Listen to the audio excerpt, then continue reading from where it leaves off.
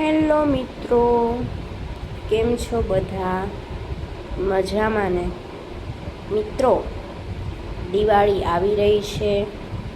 આપ સૌએ ઘરકામ કરી નાખ્યું હશે અને ખૂબ થાકનો અનુભવ કરી રહ્યા હશો. તો મિત્રો, આ થાકને દૂર કરવા માટે અને દિવાળીની રજાઓનો આનંદ માણવા માટે જો તમે ક્યાંય ફરવા જવાનું વિચારતા હોય ને, તો ચાલો મિત્રો, અમે તમને આપણી ચેનલના માધ્યમથી એક સુંદર મજાની જગ્યા પર વર્ચ્યુઅલ મુલાકાત કરાવી દઈએ છીએ. મિત્રો, આટલી બધી નાળિયેરી, આટલી બધી લીલોતરી અને આ વાતાવરણવાળું સ્થળ કયું હોઈ શકે?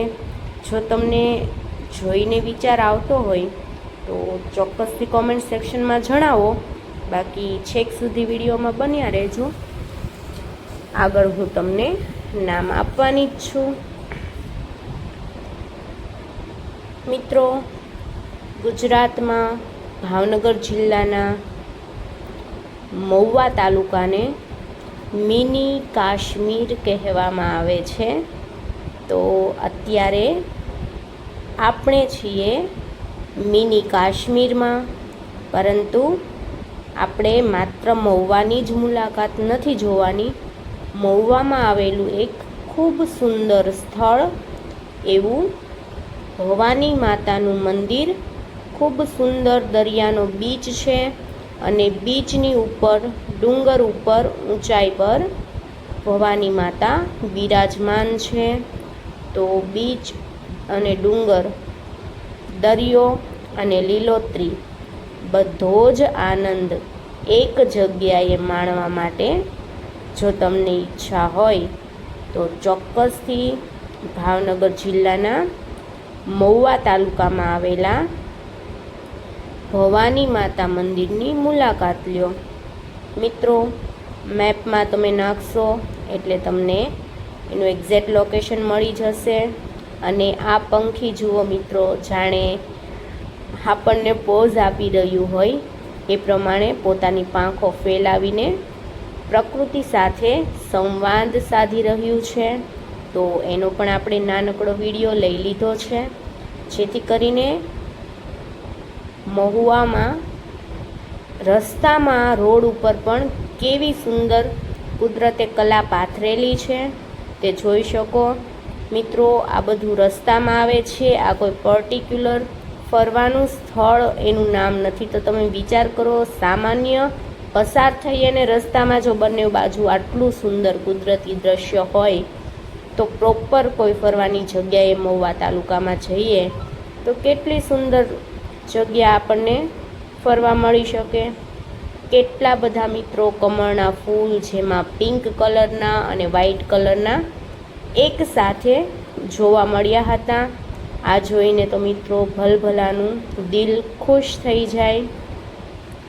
અને જ્યાં જુઓ ત્યાં મિત્રો બસ પાણી, પાણી અને પાણી.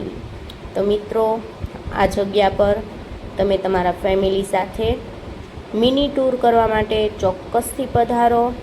અને ધીમે ધીમે આપણે ભવાની મંદિર તરફ આગળ વધી રહ્યા છીએ. અને આ છે મિત્રો ભવાની માતાનું મંદિર. મિત્રો, અહીંથી તમે દરિયા તરફ નીચે પણ જઈ શકો છો. અને અહીંયા અન્ન ક્ષેત્ર પણ ચાલુ છે. એકદમ ફ્રી ઓફમાં તમને ભોજનની, પ્રસાદની સુવિધા પણ આપવામાં આવે છે. અને આ તમે આગળની બજાર જોઈ શકો છો, જ્યાં તમને અવનવી રમકડા, કટલેરી, ચાંદલો, શ્રીફળ, ચૂંદડીથી લઈને તમામ માતાજીના શણગારની, પૂજા અર્ચનાની સામગ્રી પણ મળી રહેશે.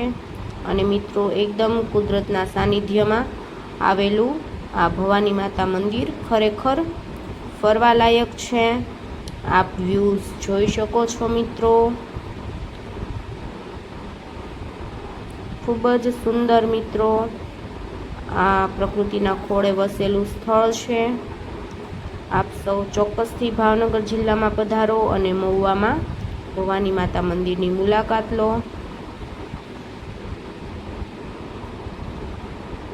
અને પાર્કિંગ મિત્રો આ વિસ્તારમાં કરવામાં આવતું હોય છે.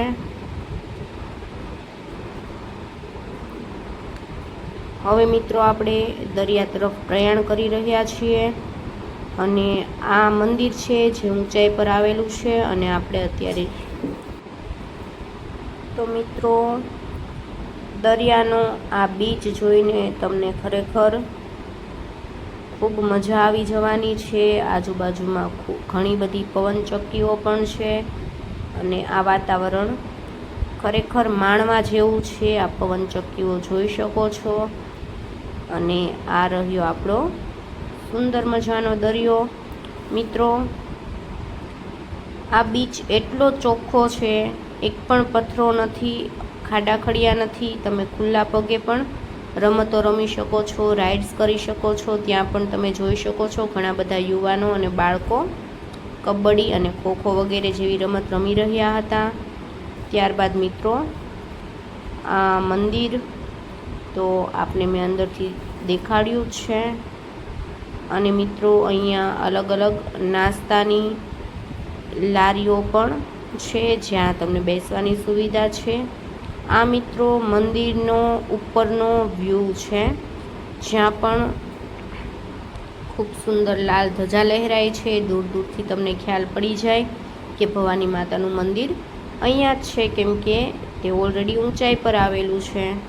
અને મિત્રો બેઠક વ્યવસ્થા પણ અહીંયા ખૂબ સરસ આપેલી છે। ઘણા બધા બાકડાઓ ગોઠવેલા છે જેથી કરીને જે વડીલો ચાલીને નીચે દરિયામાં ન જવા માંગતા હોય તે માત્ર બાકડા પર બેસીને પણ કુદરતી નજારો જોઈ શકે છે અને સુંદર ઠંડી ઠંડી હવાનો આનંદ લઈ શકે છે। મિત્રો અંદર મંદિરનો નજારો પણ ખૂબ સરસ છે। અલગ અલગ રાઇડ્સ પણ અહીંયા અવેલેબલ છે જે તમે નોમિનલ ફીસ ચૂકવીને લઈ શકો છો। સામે દીવાદાંડી છે, ત્યાં પણ જઈ શકો છો। તો મિત્રો આ હતું આપણું મહુવા ખાતે આવેલું ભવાની માતા મંદિર। આ મિત્રો અંદરનો મંદિરનો વ્યૂ છે જે પણ ખૂબ સરસ છે અને આની અંદર ગર્ભગૃહમાં ભવાની માતા બિરાજમાન છે, પરંતુ મંદિરની મર્યાદાને ધ્યાનમાં લઈને આપણે ગર્ભગૃહનો વિડીયો લીધેલો નથી, પરંતુ પરમિશન લઈને માતાજીનો ફોટો આપણે પાડેલો છે જેથી હું આપ સૌને દર્શન કરાવી દઉં છું। આ છે ભવાની માતા। તો મળીએ નેક્સ્ટ વિડીયોમાં, ત્યાં સુધી આવજો।